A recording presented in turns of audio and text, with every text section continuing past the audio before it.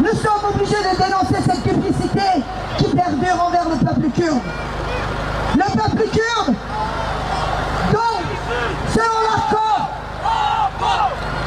l'accord de Lausanne, a été laissé sans statut. Le peuple kurde, qui depuis un siècle continue à lutter pour sa dignité, pour avoir sa place parmi les peuples souverains du monde. Le peuple kurde, qui a été obligé de lancer une résistance armée en 1985 avec le Parti des travailleurs du Kurdistan et son leader Öcalan. Déjà. Par la suite, Öcalan a été arrêté dans le cadre d'un complot international et livré à la Turquie.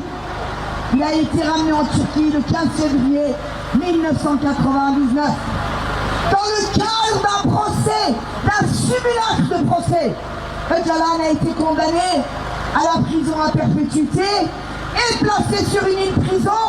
Et depuis, il est pratiquement tout le temps en isolement carcéral.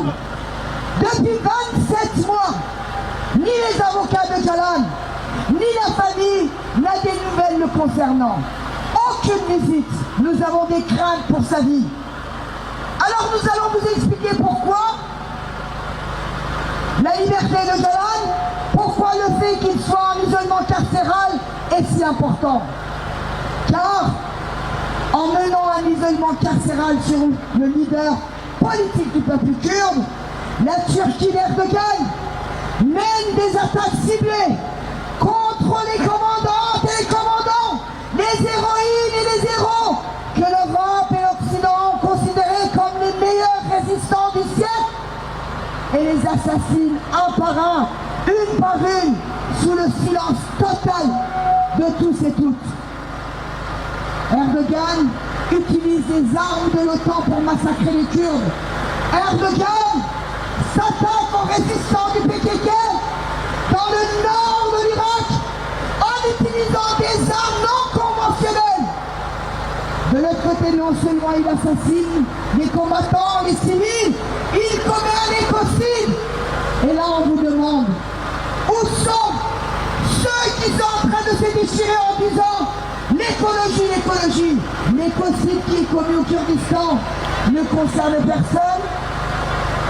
Non. Et de l'autre côté, on nous dit que le PKK, le parti des travailleurs du Kurdistan, on nous dit que Öcalan, son leader, sont placés sur la liste des organisations terroristes. C'est vrai.